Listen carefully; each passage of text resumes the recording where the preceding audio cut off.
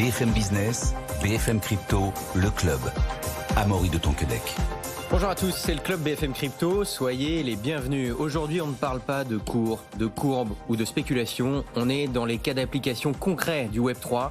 On parle d'un stablecoin adossé à des actifs du monde réel et c'est d'autant plus intéressant parce que c'est un projet français et ce projet compte rivaliser avec les géants du secteur déjà en place.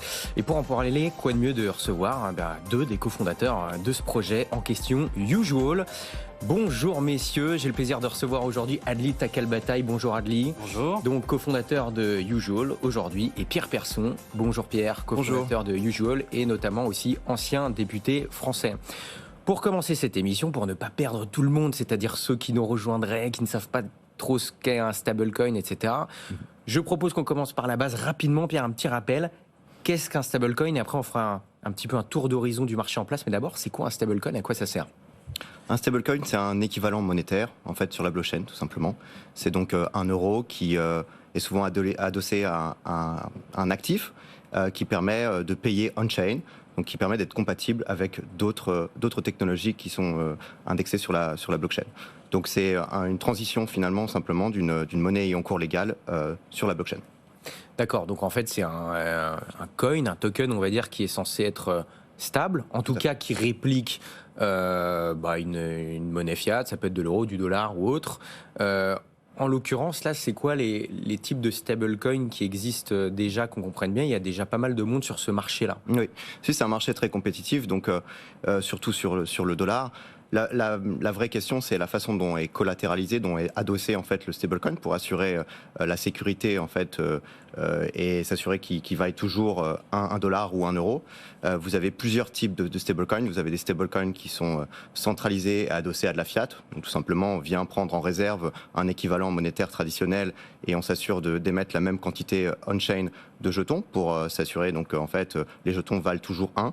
Vous en avez d'autres qui sont adossés à des cryptos. Et donc là, c'est des mécanismes un peu plus complexes d'un point de vue technologique et financier. Et puis vous en avez une troisième catégorie, algorithmique, qui sont là pondérés avec des mécanismes encore plus complexes, mais qui essayent en fait de toujours assurer que le stablecoin est égal à la devise qu'il est censé représenter. Le vôtre que vous lancez là, il rentre dans quelle catégorie? Dans la première, le nôtre sera adossé en fait à la fiat, indirectement de la fiat, parce qu'il sera adossé en fait à des obligations d'État. L'objectif en fait, c'est de proposer un stablecoin qui garantisse une sécurité absolue pour son détenteur, dans la mesure où il sera adossé à l'actif le plus sécure et le plus liquide en fait qui existe aujourd'hui sur la place financière, qui est en fait l'obligation étatique. Bon, et donc maintenant que ce rappel est fait, quel type de stablecoin vous voulez concurrencer? Déjà, première question, voilà. Quel type de stablecoin vous comptez concurrencer avec celui-là? On compte concurrencer les stablecoins qui sont eux aussi adossés à des monnaies fiat. Donc ceux qui sont très centralisés, qu'on connaît, qui sont Tether, Circle, qui sont aujourd'hui les acteurs majoritaires sur ce marché. Ce sont des acteurs américains qui aujourd'hui pèsent entre 120 et 150 milliards de capitalisation. Ils sont clairement hégémoniques sur ce marché. C'est eux qui tirent à peu près plus de 95% en fait, des stablecoins qui sont présents sur la crypto. Bon, et Adli, je m'adresse à vous là cette fois-ci. Donc pour concurrencer, a priori, si on a bien compris, principalement les stablecoins centralisés qui existent, qui sont voilà, des géants du secteur, comment est-ce que vous comptez faire? Qu'est-ce que Usual a de plus que ces stablecoins centralisés qui existent sur le marché? Quelle est votre stratégie? Nous, il y a plusieurs éléments différenciants. Déjà, tout ce qui va se passer et qui a trait au stablecoin sera directement sur la blockchain Ethereum, donc visible par tous, y compris les réserves. Donc oui, petite précision, donc Ethereum blockchain public, donc a priori vous allez lancer, d'ailleurs quand est-ce qu'est le lancement à peu près, c'est prévu quand? C'est dans plus d'un mois on va dire. Plus d'un mois, d'accord. Dans les semaines à venir. Dans les semaines à venir, très bien, dans les semaines à venir. Donc ça serait sur la blockchain Ethereum qui est une blockchain publique. Donc. Absolument, et surtout les réserves seront sur la blockchain aussi. C'est-à-dire que donc tout est visible en temps réel, c'est ça qu'on va avoir seront visibles en temps réel sur Ethereum parce qu'elles sont tokenisées en fait et donc sous forme de token. Et ça c'est assez important parce que la question des réserves, par exemple sur Tether, c'est une des plus grandes questions qu'il y a autour de ce projet parce qu'ils ont du reporting mais qui est quand même pas du reporting de grande qualité par rapport on va dire, au nombre d'actifs qu'ils ont, vu qu'ils pèsent quand même 100 milliards. C'est un vulgaire PDF, entre guillemets. Effectivement, Tether, premier stablecoin au monde, on va en parler. Et donc, premier point, a priori, premier avantage que vous auriez sur Tether, c'est effectivement cette transparence-là. Absolument. D'accord. Qu'il n'y a pas forcément sur Tether, du coup. Également, oui. L'autre point, c'est que du coup, on peut aussi se permettre de n'avoir que des réserves qui ne sont pas bancaires. Donc jamais exposé au risque bancaire. Alors c'est-à-dire, est-ce que vous pouvez préciser ? Par exemple, Circle va garder un tampon de, on va dire, entre 10 et 20% de ses réserves en dollars dans des comptes en banque. Circle, autre stablecoin. Donc l'USDC, oui. Ouais. Va garder donc des réserves bancaires, une petite partie, pour avoir de la contrepartie, etc., plus rapide pour pouvoir servir ses clients. Et on l'a vu que ça peut poser problème. Ça s'est passé notamment en début d'année lorsqu'il y a eu la crise d'SVB, donc la banque américaine, et que Circle avait des fonds là-bas, et que l'USDC a perdu son PEG pendant sa parité pendant quelques jours, le temps que la situation se résolve. Et nous, on n'a pas cette exposition-là non plus sur le stablecoin. Pas de risque bancaire de votre côté. Voilà. Donc si je résume, tout est sur la blockchain Ethereum, public. Et comment ça se passe ? Donc ça veut dire que pour un stablecoin, il y a $1, mais qui est collatéralisé comment ? C'est-à-dire via du coup, des actifs réels ? Voilà, c'est des parts de fonds, c'est des parts de fonds monétaires.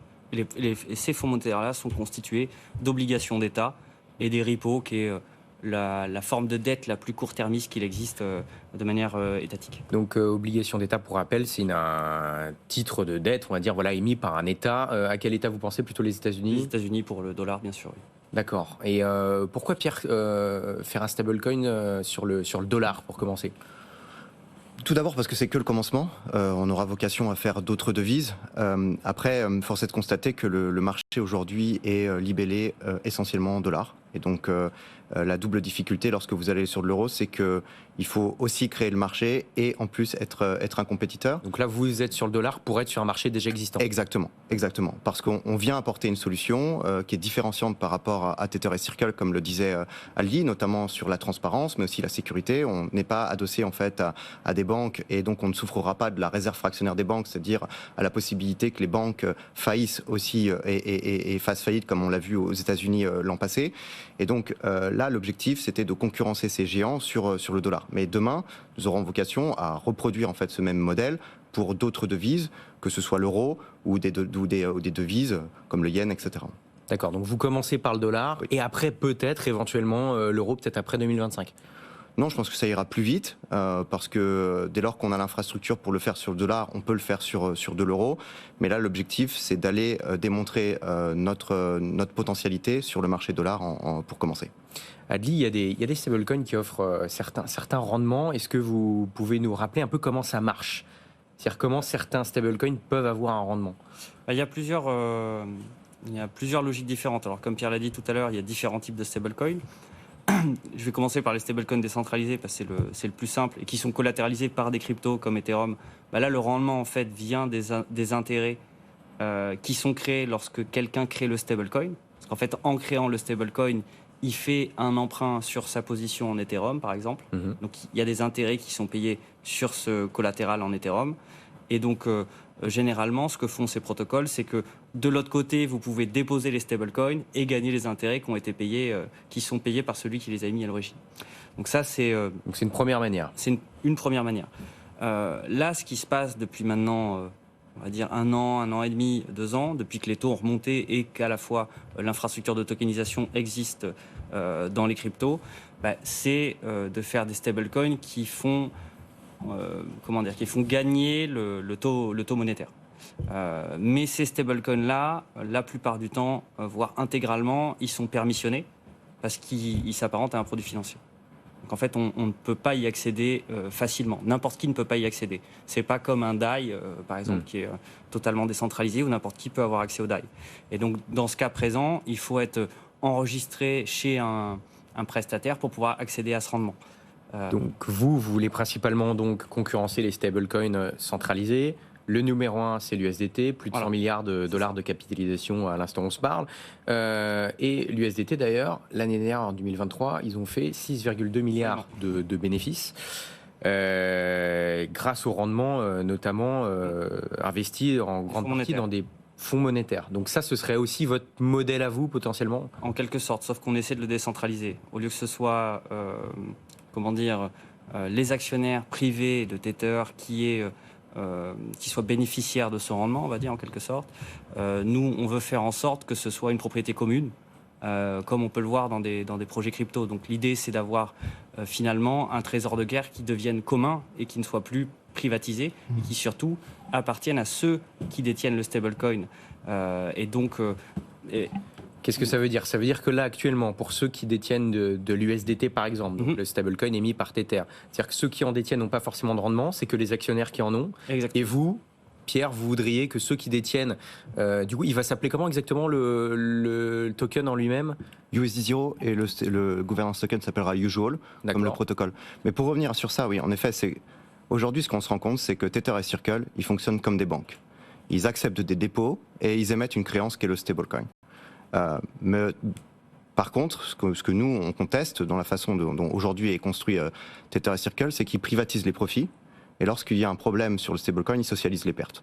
Donc, lorsque vous apportez votre liquidité, vous ne touchez aucunement le risque pris par aujourd'hui l'émetteur de stablecoin qui, lui, va profiter de ce rendement. Et comme vous l'avez dit, Tether et Circle, ce sont des entreprises qui sont capitalisées à plusieurs dizaines de milliards, qui font des rendements qui sont plus importants que BlackRock et JP Morgan, avec 40 employés. C'est d'une efficience absolue. Je pense que, d'ailleurs, la finance traditionnelle, parfois, découvre ça de manière ébahie, parce que ce sont des protocoles qui, aujourd'hui, génèrent un chiffre d'affaires qui est monstrueux. Donc, nous, ce qu'on veut... Ce que vous souhaitez faire, en fait, c'est qu'il y ait un meilleur... entre guillemets, nous, on veut aligner les intérêts. Voilà. Là, c'est trop déséquilibré dans ceux déjà existants. Exactement. Et donc, ce qu'on veut, c'est aujourd'hui redistribuer d'une certaine façon la gouvernance et la valeur. On veut dire à l'utilisateur qui aujourd'hui utilisera notre stablecoin, viens et participe à construire en fait l'émetteur de demain qui sera un émetteur décentralisé. Où, en plus de la transparence, il aura la possibilité de dicter la politique de cet émetteur sur le temps long. Bon, et là, donc projet français, vous êtes combien ? Vous êtes une dizaine de personnes pour l'instant ? Un peu plus, on est une vingtaine de contributeurs. Ouais. D'accord, une vingtaine de contributeurs, donc installés en France. Il y a une...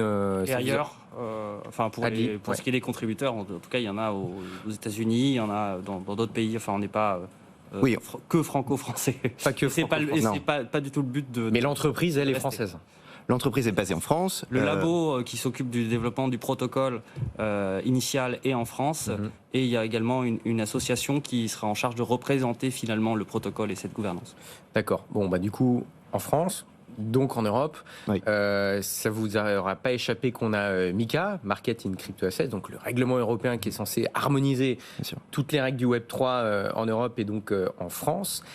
Il y a une première application qui va arriver le 30 juin prochain et qui va concerner notamment en premier lieu les émetteurs de stablecoin. Donc vous serez concernés. Certains sont prêts, d'autres ont des doutes, notamment le premier stablecoin au monde, l'USDT. Tether a dit que c'était pas sûr qu'il reste, ou en tout cas qu'il continue à opérer en Europe. Ils ont même été plutôt, je dirais, non, c'est plus clair que ça encore. Ouais. C'est très très clair. Il a dit on ne cherchera pas à devenir compliant MiCA. Voilà. Ah, donc ça veut dire que là, finalement, ça passe et au 30 juin, il n'y a plus d'USDT en Europe. Ah, c'est déjà le cas chez OKEx qui a délisté USDT. Donc on est sûr de ça, on peut dire ça aujourd'hui. En tout cas, c'est ce que dit le PDG de Tether. Il dit on ne cherchera pas à être compliant MiCA pour l'instant. C'est pas. Et comment dire, à mon sens, c'est une des quand l'acteur dominant d'un secteur en croissance dit je boude votre marché parce que votre régulation ne me plaît pas, à mon sens, c'est qu'il y a eu un petit problème dans l'établissement de la régulation. Et justement, est-ce que on parlera de Tether juste après, est-ce que vous êtes prêt par rapport à cette régulation qui arrive le 30 juin ? On fera tout notre possible pour être compliant. On a décidé de faire ça en France. On commence bien entendu sur le dollar, donc certains critiqueront, diront qu'on ne défend pas la souveraineté européenne, mais d'une certaine façon, on veut aussi être concurrent des géants américains. On pense que la souveraineté, c'est quelque chose qui se défend aussi en étant sur le territoire européen. Donc on fera tout pour être compliant. Mais c'est vrai que vous l'avez dit, aujourd'hui la barre elle est haute. Elle n'est pas simplement haute juste parce que les conditions structurelles dans la loi sont complexes. Simplement, elle est haute aussi parce que cette loi a été inventée pour empêcher certains acteurs, notamment des jeunes pousses, des startups, de pouvoir concurrencer les banques, des acteurs de marché qui sont déjà bien implantés. Donc c'est un peu la difficulté, c'est-à-dire que nous, on fera tout pour être compliant. C'est la logique, on est transparent, on veut un système qui soit beaucoup plus efficace. Oui, il n'y a pas d'anonyme. On redistribuera aussi d'une certaine façon la gouvernance à l'utilisateur. Donc on est un projet qui sert l'intérêt général, on respectera les règles, mais c'est vrai que la question aujourd'hui, elle réside aussi pour nous de notre capacité, en tant que projet décentralisé, à pouvoir correspondre au règlement MiCA, qui aujourd'hui n'est pas clair, parce qu'une partie des textes n'a pas encore été établie par l'ESMA, et donc on est en attente sur ce sujet. Ensuite, vous citiez Tether, c'est un bon exemple. Aujourd'hui, qu'un géant comme Tether, qui est leader sur le marché, puisse dire je n'ai aucun intérêt en fait à vérifier la compliance des règles européennes, c'est un sujet parce que ça démontre en fait que l'Europe est à la traîne. Ça démontre que pour lui, en tant que géant, ce marché-là est un marché anecdotique. Alors, on va en reparler, mais d'abord, avant, je parle beaucoup de Tether parce que c'est le numéro 1, plus de 100 milliards de capitalisation. Vous, dans le cas où ça passerait pour vous, on va dire, mais que ça passerait pas du côté de Tether, est-ce que c'est un avantage concurrentiel pour vous supplémentaire par rapport au fait que vous seriez a priori plus transparent et que les rendements seraient mieux distribués que chez Tether, par exemple? C'est un avantage, mais après, il faut regarder la réalité du marché, j'ai envie de dire. Et malgré tout, le marché des stablecoins, on va dire que pour ce qui est de l'aspect contrepartie de trading, bon, ben là, c'est majoritairement nord-américain, asiatique et européen, mais l'Europe n'est pas non plus numéro 1 sur ce marché. Si on regarde le marché du paiement, c'est plutôt les pays du Sud. Donc là, pareil, l'Europe n'a pas trop d'incidence non plus. Et si on regarde le marché purement crypto, on va dire DeFi, celui-là, il est global, donc il n'a pas vraiment d'appartenance, j'ai envie de dire, géographique. Et donc, de la même manière, ce n'est pas nécessairement très important. J'ai envie de dire que MiCA, c'est un avantage pour s'inscrire dans un processus, on va dire, d'institutionnalisation, pour être compatible avec la législation bancaire et donc peut-être plus facilement pouvoir avoir un pont avec le monde bancaire traditionnel.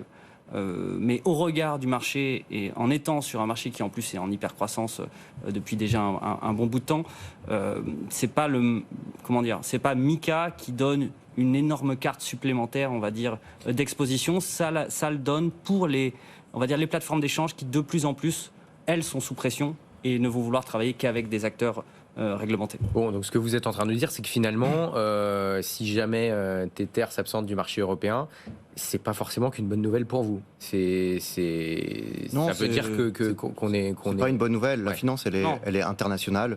Je veux dire... on aurait tort de vouloir ériger des herses au niveau européen pour défendre une souveraineté qui serait une souveraineté de façade. Là, l'enjeu, c'est en fait de donner la chance à des entreprises de rivaliser en termes d'ambition avec les entreprises américaines ou asiatiques. Donc c'est surtout ça sur lequel il faut plaider. Et Pierre, justement, là-dessus, moi je m'intéresse plus particulièrement à votre ancien parcours. Donc vous avez été député français de 2017 à 2022. Certains vous ont même surnommé le crypto-député, parce que c'est vrai que vous avez pas mal fait avancer les choses. Notamment, vous avez travaillé sur la loi Pacte en 2019. Est-ce que finalement, vous êtes passé de la politique au business, entre guillemets, parce que vous vous êtes rendu compte que vous auriez plus d'impact justement pour faire avancer les choses en France et en Europe, en créant un business dans l'industrie du Web3 plutôt que la politique qui finalement a ses limites? Oui, je pense qu'il y a un peu de ça. Après, moi j'ai souhaité quitter la vie politique aussi pour découvrir d'autres choses. Je pense que quand je suis arrivé en politique, je voulais pas en faire mon métier, et je pense que c'est toujours important, par respect aussi pour ce qu'on dit vis-à-vis des électeurs, que de respecter la parole initiale. Donc j'ai souhaité changer de parcours. Je reviendrai très certainement à la politique peut-être un jour, mais l'enjeu de Usual est un enjeu politique, parce que lorsqu'on défend la souveraineté européenne, on a aussi un projet qui est politique. La vocation qui est la nôtre, que de décentraliser aujourd'hui des infrastructures bancaires, financières, qui privatisent les profits sur le dos en fait des utilisateurs, c'est un projet politique, il faut l'assumer. Après, on peut être pour, on peut être contre, mais nous, ce que l'on fait, c'est un projet dans l'intérêt général. Donc oui, je pense qu'avec Adli et l'équipe de Usual, ce que l'on fait aujourd'hui est un projet qui est intimement politique, qui porte des valeurs, et c'est ça aussi qui est passionnant. C'est-à-dire que si on réussit à concurrencer des géants américains, eh bien on apportera à travers notre protocole, une pierre à l'édifice de la finance décentralisée, qui demain sera un peu plus juste que la finance traditionnelle. Et en France, selon vous, est-ce qu'on est en train de complètement laisser passer le train du Web3, comme on l'a fait malheureusement il y a 20 ans avec Internet ? Ou alors, ça bouge quand même. Il y a depuis, par exemple, voilà, de 2022, c'est récent. 2022, la date à laquelle vous avez arrêté d'être député. Est-ce que entre 2022 et là 2024, il s'est passé quand même des choses qui vont dans le bon sens ? Oui, il y a des choses qui vont dans le bon sens. On le voit tous les jours avec Adli. Les contributeurs qu'on peut avoir en France sont très bien formés. Il y a aujourd'hui des talents. C'est quelque chose de véritable, ce n'est pas simplement des paroles. Donc matériellement, il y a une chance aujourd'hui, en tout cas une présence de la France dans cet écosystème. Après, la vraie question, c'est l'ambition aussi qu'on se donne. L'ambition à la fois au terme de la régulation, l'ambition politique, c'est qu'est-ce qu'on veut. C'est-à-dire que... Est-ce que vous sentez que les politiques avant de parler de moyens et de ce qu'on fait, est-ce que vous sentez que les politiques français, ils ont cette ambition-là pour le Web3 ? Quand on compare par exemple avec les autres politiques étrangers, par exemple en Europe, est-ce que vous sentez qu'il y a déjà une compréhension qui est meilleure en France ? Non. Ou alors pas spécialement ? Non, j'ai quitté la vie politique pour ne plus faire de langue de bois, donc je peux me permettre de le dire maintenant. Je pense qu'absolument pas. Je pense que nos parlementaires ou nos membres de gouvernement n'ont aucune compétence sur le sujet, parce que ça les intéresse pas ou parce que c'est trop compliqué. Donc c'est souvent un peu le problème. Ça intéresse plus les politiques à l'étranger de certains pays. Je dirais ou pas alors ça. C'est un peu partout je dirais pareil. pas ça. Je pense qu'en fait on est sur un sujet qui est extrêmement complexe, qui requiert en fait beaucoup de travail. Et la politique est un monde de l'instantané où très souvent, parfois, le travail est un peu généraliste et superficiel. Donc le problème, il est qu'on a rarement eu des gens qui parlent de sujets sans véritablement en comprendre les tenants et les aboutissants. Donc c'est partout pareil. Je veux dire, moi j'ai rencontré des parlementaires européens qui savent de ce dont ils parlent. C'est pareil des sénateurs aussi américains, mais ils sont minorités. Très souvent, ils sont un peu seuls parfois dans l'exercice de construction en fait de ces sujets-là. Donc c'est les politiques en général, pas forcément qu'en France. Non, c'est pas qu'en France, c'est pas forcément qu'en France. Non, et après c'est une question, j'ai envie de dire presque d'environnement global, c'est-à-dire que il n'y a pas plus. Je pense que c'est vraiment un des business les plus globaux entre guillemets, les cryptos, parce que il y a ce truc magique de pouvoir toucher n'importe qui à n'importe quel instant, sans avoir même de se soucier, on va dire, de la prestation de paiement. Qui peut être quelque chose qui d'habitude bloque un business qui veut s'étendre. C'est-à-dire que prendre la CB à échelle globale, c'est pas forcément faisable en un clic, même avec PayPal dans une boutique d'e-commerce, j'ai envie de dire. Et les cryptos, c'est vraiment cette logique depuis le début d'abolir totalement les frontières.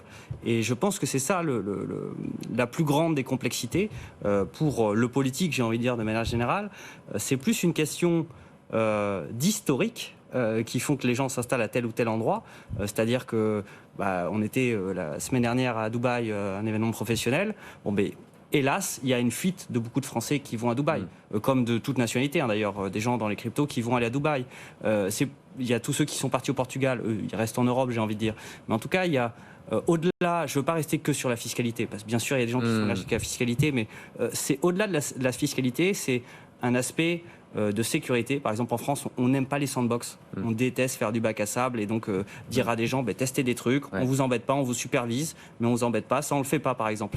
Et clairement, je pense que c'est plus l'héritage de notre droit et de nos politiques qui font qu'aujourd'hui, on a peut-être quelque chose de un peu plus incompatible que d'autres pays avec la logique crypto. Après, on a nos défauts et nos avantages. Les Américains vont avoir d'autres problèmes comme leur obsession sur les securities. Mais malgré tout, c'est business first, quoi. Ils laissent quand même faire les choses se faire. Pierre, il nous reste quelques secondes. Mais là, si jamais vous aviez une baguette magique, qu'est-ce qu'il faudrait faire en France pour que le Web3 se développe plus et qu'on ait les chances d'être un leader du Web3 ? Voilà. Vaste question, mais... Il faudrait déjà plus de capitaux. Nous, lorsqu'on a fait notre levée de fonds, malheureusement, il n'y avait que des Américains et des Asiatiques autour de la table. C'est un sujet, ça aussi. Voilà. Et donc, on a peu d'Européens qui aussi, même dans le business, comprennent ces secteurs-là. Et puis l'autre chose, c'est au niveau européen la législation, parce que maintenant la France n'est plus souveraine sur ce sujet-là. Maintenant, c'est MiCA qui va aujourd'hui réglementer la crypto. J'aimerais en fait qu'on n'essaye pas simplement de transposer des règles qui s'appliquent à des géants bancaires ou simplement écouter les géants bancaires, mais j'aimerais bien qu'on travaille plutôt dans l'intérêt aujourd'hui des concitoyens européens et en ce sens qu'on essaye vraiment d'innover sur la finance décentralisée. Et la défense de leurs droits. Eh bien, merci beaucoup, messieurs. Le message est passé. On suivra donc dans quelques semaines, a priori, le lancement de Usual. Merci d'avoir été avec nous. Adli Takalbataï, cofondateur de Usual, et Pierre Persson, donc cofondateur aussi de Usual et ancien député français. Merci d'avoir été avec nous. Rendez-vous demain 15h. BFM Business, BFM Crypto, le club.